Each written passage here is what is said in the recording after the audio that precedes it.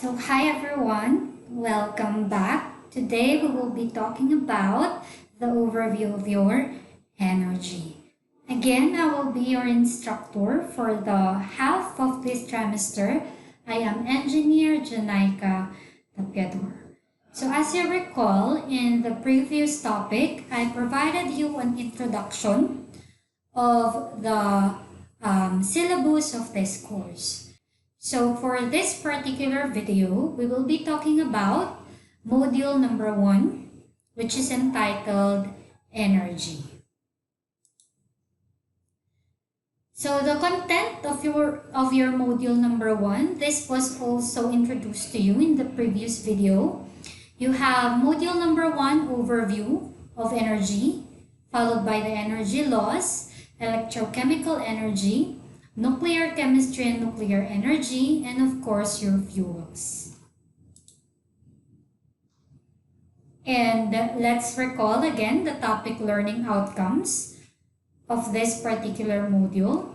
So at the end of module 1, the students shall be able to determine the different laws of energy, discuss the different types of energy and rank energy efficiencies, and solve problems on energy efficiency, nuclear chemistry, and electrochemistry. So we will be talking about the overview of your energy. These are the topics we will be covering for this video. What is energy?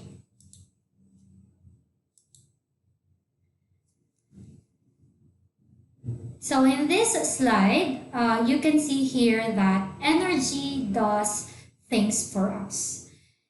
In the everyday things, we actually use up energy. So it moves cars along the roads and boats on water. It bakes cake in the oven and keeps ice frozen in the freezer. It also plays our favorite songs and light our homes at night. It helps our bodies grow and our minds think. Energy is changing, moving, doing, working thing. So if you think about it, energy is all around us. Let's go to the definition of your energy. Energy is defined as the ability to produce or change, or rather, sorry, let me repeat that. Energy is defined as the ability to produce, change, or do work. Energy also produces light, heat, motion, sound, growth, technology, etc. For our topic regarding energy, usually we will be focused on energy that produces work and energy that produces heat or motion. So the next topic is your forms of energy. We have several, actually we have a lot of forms of energy, but it's only broken down into two, your kinetic and potential energy, which I believe you already have a background in your high school sciences. So it says here, there are many forms of energy, but they fall into two categories, your potential and kinetic. Let us take a closer look at each one. When we say potential energy, it is the energy that is stored, or most often it's called the energy of your position or gravitational energy. There are different forms of potential energy, which includes chemical, nuclear, and gravitational. So nuclear energy, we will be talking about this in the upcoming modules. So as you can see a picture here of a girl who is actually jumping. She has a potential energy. Your potential energy is often associated with height. So for this one, for this picture, it's the height of the foot from that of the ground. So that's the basis of the potential energy. Okay, let me go back. So we will be talking about the different kinds of energy here. So first up, your chemical energy. So when we say chemical energy, this is the energy stored in the bonds of atoms and molecules. It is the energy that holds these particles together. I think in the upcoming topics that we will be having, we will be talking about chemical energy. We will also be making calculations on how we could compute for the chemical energy that is included in your bonds or in the bonds of your atoms and especially your molecules. The next one is your nuclear energy. So this is the energy stored in the nucleus of an atom, or the energy that holds the nucleus together. We will talk about more. We will be talking about this in, I think, module number 2, which will include nuclear chemistry. But basically, just a very short introduction. Nuclear energy is the one that is being produced from nuclear power plants. So we also have gravitational energy. This is the one that I have mentioned earlier. So gravitational energy is the energy of position or place. Like a rock resting at the top of the hill contains gravitational potential energy. Your hydropower, such as water in the reservoir behind the dam, is an example of gravitational potential energy. Your hydropower plants actually produces electricity. So this potential energy is being harnessed so that it can produce electricity to power up your homes. So the very simple calculation of your potential energy is as follows. You have this equation. PE is equal to mgh, wherein PE is just an abbreviation for potential energy. M is mass, which is usually in terms of kilograms. Your G is the acceleration due to gravity, which is a constant. We will be using 9.8 meter per second squared. And finally, your H represents height in meters. So let's try to solve a problem regarding potential energy. Let's have it here. Find the change in potential energy of a 2.6 kilogram textbook that falls from the 66 centimeter height of a tabletop onto the floor. So in all of the problems that we will be solving, we will follow what I call the GRS method, wherein step 1, you can see it here. What are the given in the problem? We have to analyze and understand what is being given, what are the things that is already provided in the problem. So if we look back, it says there is a 2.6 kilogram textbook. So let's move to the next slide. So mass of the book is actually 2.6 kilogram. And it was also mentioned that that particular textbook fell from a height of 66 centimeters. So height of the fall is equal to 66 centimeters. So I think that's the only, those are the only things that is provided in the problem. So next up, once you have already provided or analyzed what is being given in the problem, you go now to step number 2, which is what is being required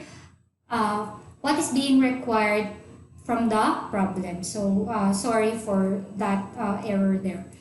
So of course, if we go back, it says there, find the change in potential energy. So we have the required PE, or that is your potential energy. And step number 3, analyze and solve the problem. So we have here the solution. That's why it's called your GRS method. G is for given, R is for required, and S is for solution. So we have this working equation as we have mentioned earlier. Potential energy or PE is equal to mgh. So let's just substitute all of the things that we are given. So the mass is equal to 2.6 kilogram. And then the G, which is the acceleration due to gravity, is actually 9.8 meter per second squared. Again, this is a constant. So the height is actually 66 centimeters. However, if you go back to the working equation, we should have consistency in terms of units. And here, it was specified that the height must be in terms of meters. So what do we do? So let's go back now to the solution part. So 66 centimeters, we have to convert this into meters. So I believe you already know how to convert your units, and you also should memorize or should know a very basic unit conversion. Now you know that for every meter, 1 meter, it has 100 centimeters. So if you take a look, certain units will cancel. This centimeter and this centimeter will cancel out, and you are left with kilogram meter squared, since meter times meter is meter squared, divided by your second squared. So 2.6 times 9.8 times 66 divided by 100 will give you 16.8168 kilogram meter squared per second squared, or that's also 16.8168 joules. Now, your joules is actually the basic unit of energy. These are the things that you have to remember, especially if you already go to your higher years. So, joules, you have to take note that joules is actually kilogram meter squared per second squared. So, that's it for potential energy. Now, next one, is your kinetic energy. Now, when we say kinetic energy, this is the energy of motion. Diba kanina, your potential energy is the energy of position. Your kinetic energy is associated with energy of motion. So as you can see here, this motion can come from waves, electrons, atoms, molecules, substances, and objects. We have here several types or forms of kinetic energy. Let us go through each one of them. Electrical energy. You're very familiar with this, diba? This is the movement of electrons. So everything is made of tiny particles called atoms. You already know that. Atoms are even made up of smaller particles called electrons, protons, and neutrons. When you apply a force, you can cause some of the electrons to move. When electrons move through a wire, it is called electricity. So the energy that is powering up your homes is electrical energy, and it is caused by electrons moving through wires. The second one is your radiant energy. Now, this is the type of energy that is booming nowadays. Usually, your solar panels, they actually produce radiant energy. So, what is radiant energy? It is an electromagnetic energy that travels in transverse waves. Radiant energy includes visible light, X-rays, gamma rays, and radio waves. Light and solar energy are also types of radiant energy. Now, the third one under kinetic energy is your thermal energy or heat. Now, this thermal energy or heat is the internal energy of a substance. One thing you have to understand is all matter contains atoms. And then your atoms contains protons, neutrons, and electrons. Now, you may see like a book, kunyari, resting on top of the table and you don't see it moving, di ba? Hindi naman gumagalaw yung libro. However, the atoms and the particles inside those atoms, they actually continuously move or vibrate. It's just that we can't see it with our naked eye, but they continuously move. So, everything around us continuously move. Pero kasi sobrang liliit ng mga particles that we could not see those particular movements with our naked eye. So, this is what is thermal energy or heat is all about. It is that internal energy that is being contained in a particular substance or object. So let's go ahead and read the formal definition of your thermal energy. Thermal energy or heat is the internal energy of a substance, the vibration and movement of atoms and molecules within a substance. The faster molecules and atoms vibrate and move within the substance, the more energy they possess and the hotter they become. Geothermal energy is an example of heat energy. When we say geothermal energy, class, it's actually the energy that is being stored inside Earth. So that's geothermal energy. So next one, motion energy. It is the movement of objects and substances from one place to another. According to Newton's law of motion, objects and substances move when a force is applied. So wind is an example of motion energy. Nowadays then, diba, it's the type of energy that is being generated from windmills, ganyan. Diba, the motion or the energy from the wind is actually being harnessed by, by windmills, and in turn can produce or power up your homes. Next one is your sound energy. Sound energy is the movement of energy through substances in longitudinal waves. Sound is produced when a force causes an object or substance to vibrate. The energy is transferred through the substance in a wave. So that's why, diba, nakakarinig tayo ng mga songs, diba? Radio, kahit yung mga Spotify nyo, yung mga phones nyo, they actually use sound energy. So how do we calculate kinetic energy? So you have here the equation, Ke is equal to 1/2 mv squared. You are already familiar with this kasi natakal nyo na to sa physics ng high school nyo. So kinetic energy, shortcut is Ke is equal to 1/2, where m is the mass in kilograms and v is the velocity. And velocity is measured as meter per second squared, or rather the unit is meter per second. So let's solve a certain problem about kinetic energy. So we have here a rifle shoots a 4.25 gram bullet at a velocity of 965 meter per second. The question now is, what is its kinetic energy? So using the GRS method, we have step number 1. What are the given in the problem? So it was mentioned, the mass of the bullet is equivalent to 4.25 grams and the velocity of the bullet is equal to 965 meter per second. Step number 2, what is being required in the problem?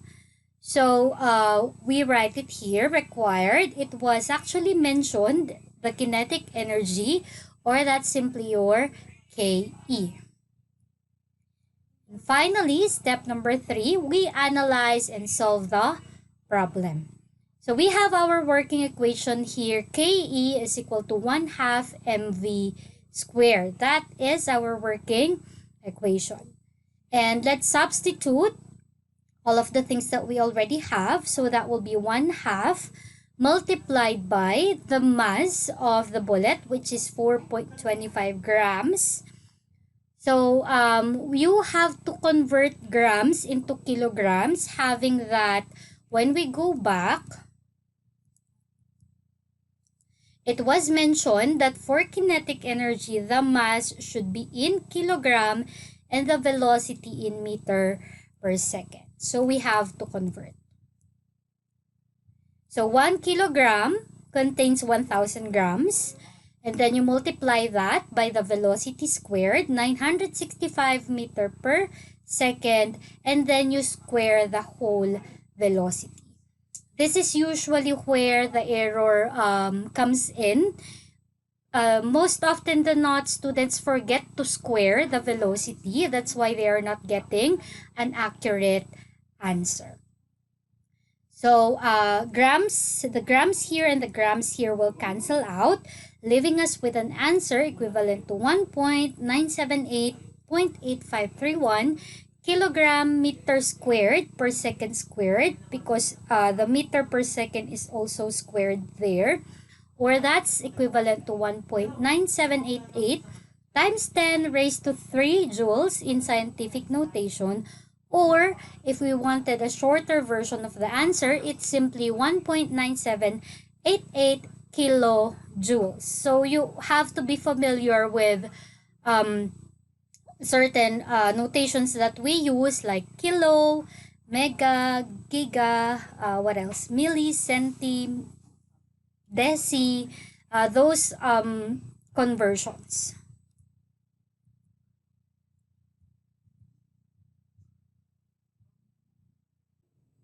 So next topic, the sources of energy. I've already mentioned a few sources kanina, but let's take a deeper look.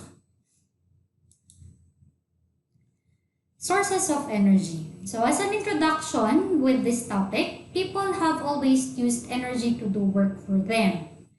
Thousands of years ago, early humans burned wood to provide light, heat their living spaces, and cook their food. Just the simple burning of wood actually produces energy already. Now later, people used the wind to move their boats from place to place.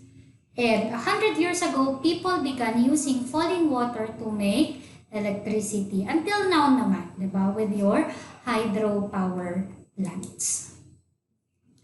So today, people use more energy than ever from a variety of sources for a multitude of tasks, and our lives are undoubtedly better for it. So we are already comfortable in our homes, we already have our devices, diba? Ngayon nga, just the simple classes that we have, it's already using electricity. We travel the world, or at least see it on television and the internet, and the major sources of energy we have today are classified into two very broad groups. The number one is your non-renewable, and of course your renewable energy source. Let's take a deeper look at each one of them. When we say non-renewable sources, this actually include your coal, petroleum, natural gas, propane, and uranium.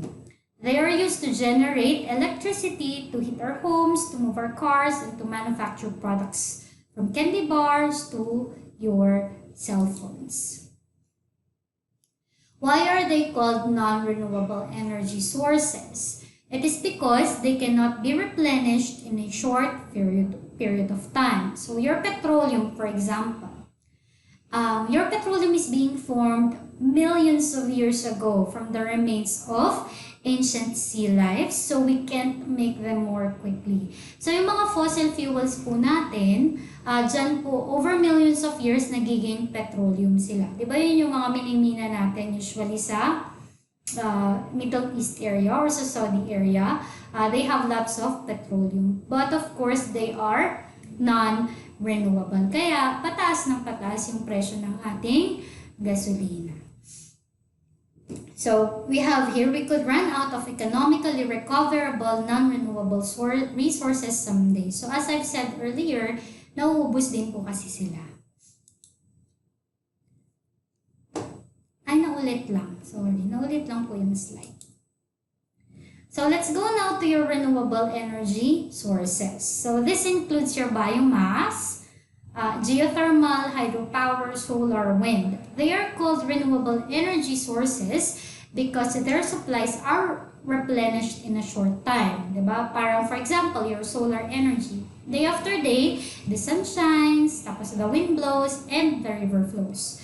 We use renewable energy sources mainly to make electricity. So the fourth topic that we have, units of energy. Na-introduce naman na natin kanina, diba? The basic unit of your energy is joules. However, we have a lot of units of energy that you need to familiarize yourselves with. So, as I've mentioned earlier, the basic unit of energy is joules, or that's the symbol J, capital J. 1 joule is the amount of work done when a force of 1 Newton acts over a distance of 1 meter. Thus, 1 joule is equal to 1 Newton meter. Baka di na minention ko. 1 joule is 1 kilogram meter squared per second squared. However, if you recall again from your physics, 1 Newton is actually equal to 1 kilogram meter per second squared. Kaya 1 joule is also equivalent to 1 Newton meter. The other two units in wide use are calorie, which is abbreviated as CAL, and your British thermal unit, or BTU, which are defined in terms of heating effect in water. So table 1.1 are some energy units and its corresponding definition. You have to familiarize yourselves with the following conversion units kasi usually ito yung mga ginagamit.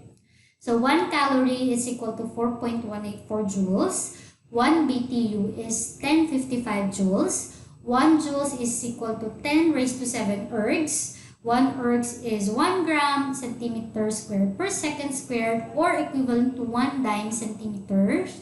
1 joule is also equivalent to 6.24 times 10 raised to 18 electron volts. 1 joule is also 2.78 times 10 raised to negative 4 watt hour, and 1 watt hour is equal to 3.6 kilojoules. Another one is 1 liter atmosphere is 101.235 joules. So, medyo dapat familiar tayo dito. Although, alam ko na-encounter nyo na ito nung high school. Pero, i-recall lang natin yung mga yan. So, let's have a sample problem on conversion. I think alam nyo naman na to. Although, nag-set lang ako ng example just to refresh your memory. So, example. A glass of milk typically contains about 253 kilocalories of energy. Now, we are to convert this amount in terms of joules and BTU.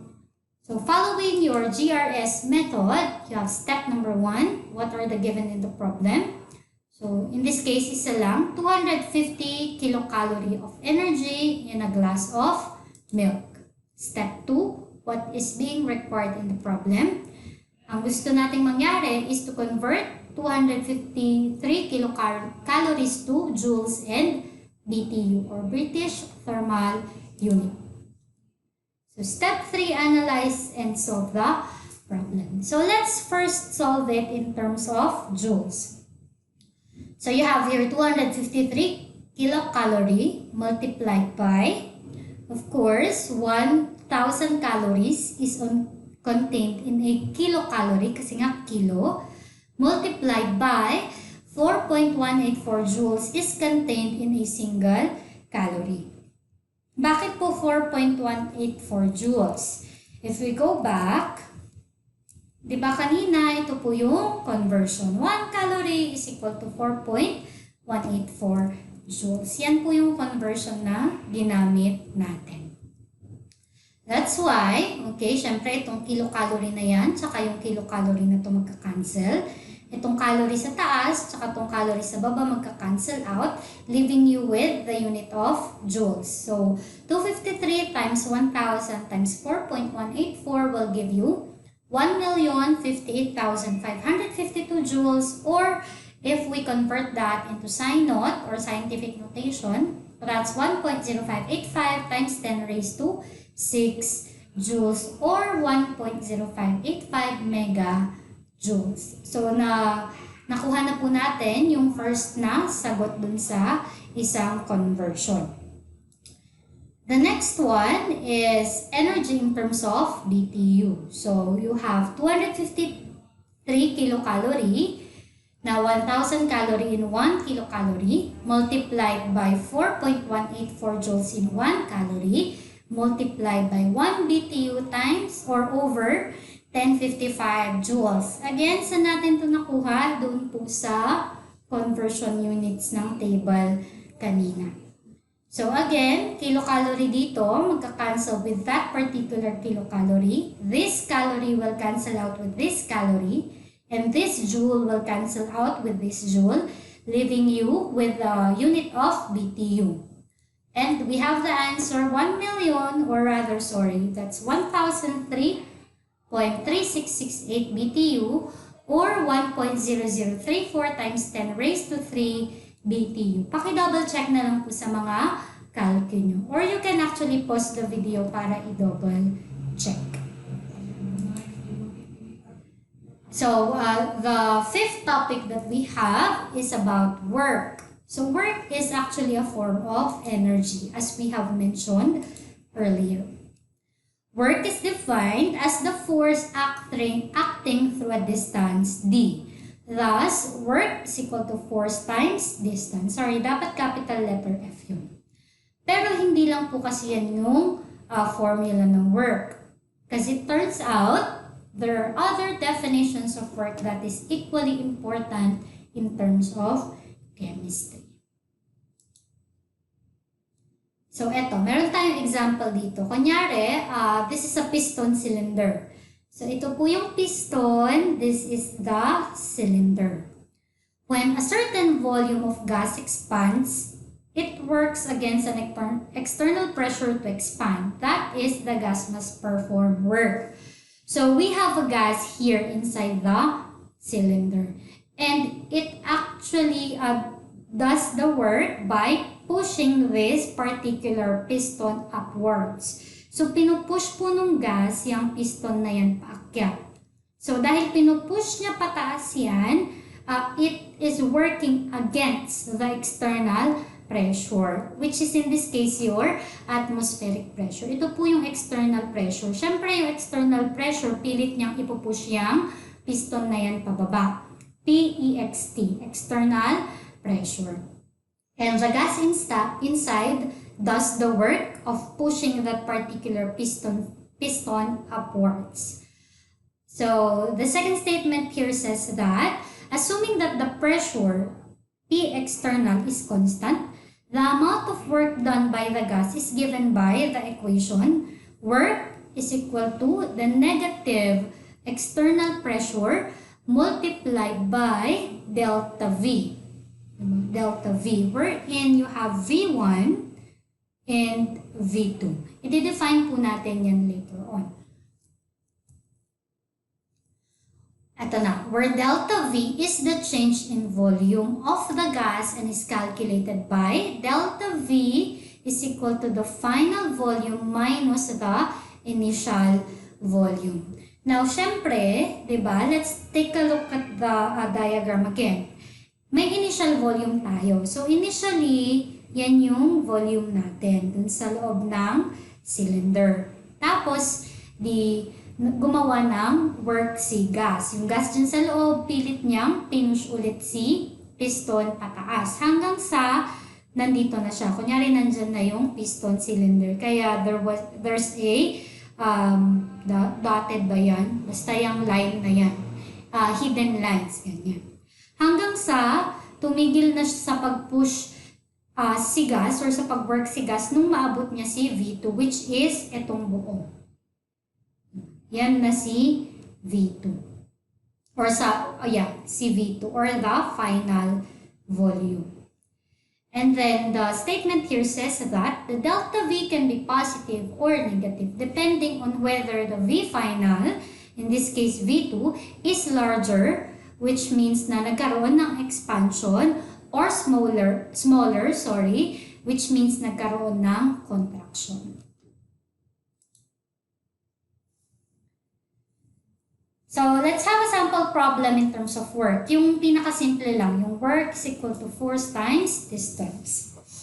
So, Renata is out with her friends. Misfortune occurs and they found themselves out of gas.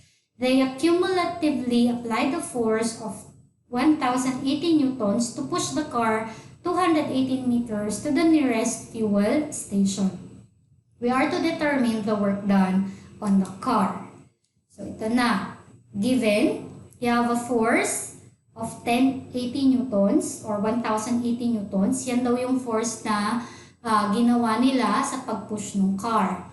And of course, the distance, yung distance na pinush nila yung car is 218 meters. You are required to calculate for work. So, simple lang. Diba? Yung isang working equation ng work is equal to force times distance. So, yung force, let's substitute 1,080 newtons multiplied by the distance, which is 218 meters. Now, you have a total work equal to 235,440 newton meter, or that is equivalent to 2.355 times 10 raised to 5 joules in terms of scientific notation. So, last topic, heat. Heat is another aspect of energy. It is the transfer from one body to another due to the difference in temperature. Now, if two bodies at different temperatures are brought together, energy is transferred, which means heat flows from the hotter body to the colder one. Now, how do we measure heat? The measurement of heat is given by the equation Q, which is your heat, is equal to mc delta T, where m is the mass in terms of kilograms, c is the specific heat capacity, and delta D is the change in temperature. The specific heat, also called your specific heat or heat capacity, is a measure of how much energy is needed to change the temperature of the substance. Kung gaano kadami yung heat na kailangan mong ibigay dun sa substance para mag-change yung temperature niya by 1 degree Celsius or 1 Kelvin or kung ano mang but C is actually a constant. So let's have this example. Calculate the heat involved when 76.5 grams of silver increase the temperature from 17.8 degrees Celsius to 144.5 degrees Celsius. The specific heat of silver is 0.233 joules per gram degree Celsius. So by following the GRS method, you have the given mass. Yung mass daw ng silver is 76.5. The initial temperature was 17.8 degrees Celsius. And the final temperature was 144.5 degrees Celsius. The specific heat capacity or C sub P of the silver is given as 0.233 joules per gram degree Celsius. Ang hinahanap is yung heat or that's your Q. So how do we solve for this? So Q is equal to mc sub P delta T, or that's mc sub P T final minus your temperature initial. So let's substitute all of the things that we have. The mass is 76.5 grams multiplied by your C sub P, the constant, 0.233 joules per gram degree Celsius. And of course, the final temperature, which is 144.5 degrees Celsius minus the initial temperature of 17.8 degrees Celsius. So this particular gram and that particular gram will cancel. The degree Celsius here and the degree Celsius here will cancel out, leaving you with 2,000 258.3642 joules, or that's 2.2584 times 10 raised to 3 joules. So, medyo direct substitution lang po yung mabinibigay ko ngayon na examples, but it's up to you to manipulate the equations if, for example, ang hinahanap is kung si delta T or si C sub P or si mass. Okay, so I think that's it for this particular topic. The next topic, next meeting is on energy loss, and I will be requiring you to use the rest of the time to do your activity number 2, which is already uploaded in your Canvas. So I think that's it for me, class, for this video. Upcoming videos regarding energy loss will be provided to you soon. Stay home, stay healthy, and stay safe. Goodbye.